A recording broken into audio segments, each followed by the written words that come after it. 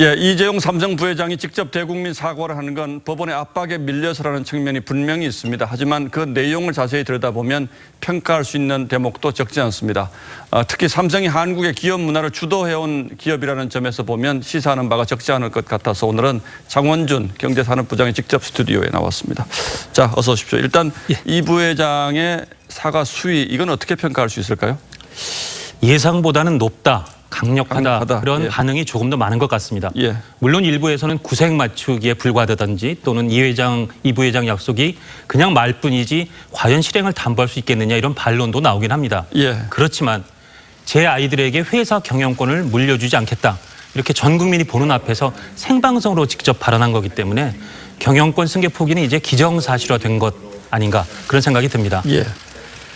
사실 삼성 안팎에서는 과거에 대한 아주 원론적인 진정성은 담더라도 그런 사과 정도가 나오지 않겠느냐 그런 예상의 목소리가 높았는데요. 이 부회장은 경영권 승계 논란에 아예 원천 차단 선언을 한 겁니다. 무노조 경영이란 말이 나오지 않게 노동 3권을 확실히 보장한다. 이 표현도 매우 구체적이어서 아마 뒤집기는 힘들어 보입니다. 예, 뭐 그럼에도 불구하고 이 승계 포기 약속이라는 게 지켜지겠느냐 이런 의구심도 있습니다만 그럼에도 불구하고 이게 이제 쉽게 할 수 있는 얘기는 아니었을 텐데 이런 결정이 나온 배경은 어떻게 봐야 할까요? 예, 짐작하시겠지만 그리고 아까 앵커께서 잠깐 언급하셨지만 예. 이런 민감한 결정은 결국 오너의 결단일 수밖에 없습니다. 그렇겠죠. 예, 실제로 이 부회장 주변에서 참모들도 또 측근들도 마지막 순간까지 경영권 승계 포기만큼은 조금 더 신중하게 제고해달라. 이런 충고를 했던 것으로 전해지는데요. 예. 하지만 결국 이 부회장 본인이 이런 결정을 내렸다고 합니다. 오늘 발표문을 보시더라도 이 부회장이 오래전부터 마음속에는 두고 있었지만 외부에 밝히는 것은 주저해왔다라고 언급했는데요. 이게 그냥 수사가 아니라 실제로 이 부회장 본인이 삼성 경영권을 승계받는 과정에서 너무 고생을 했다. 자녀에겐 이런 일을 겪게 하고 싶지 않다. 이런 소회를 예전부터 갖고 있었다고 합니다.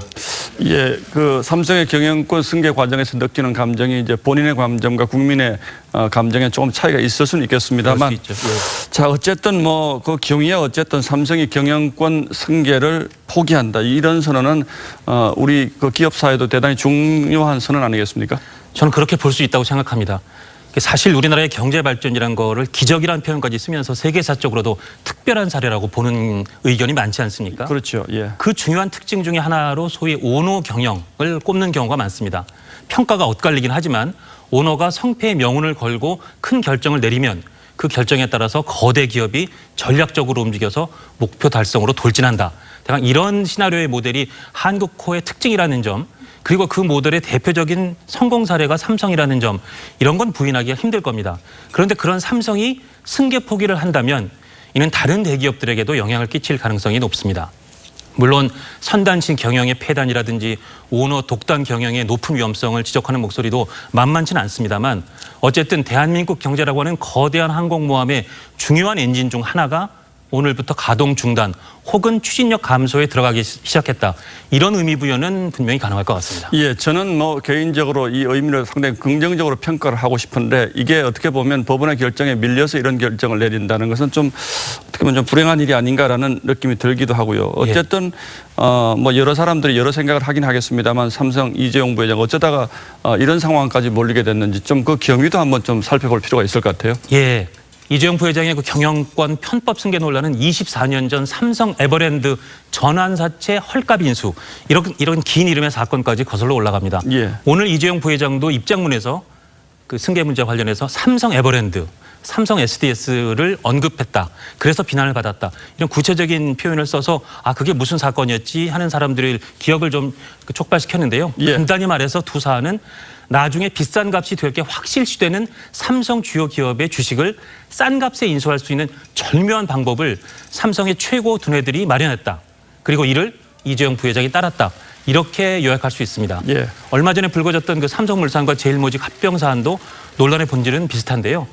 당시로서는 절묘한 편법이 돼 불법은 아니었거나 예. 최소한 설사 불법이더라도 이 부회장 책임은 피해가는 묘안이었을지 모릅니다.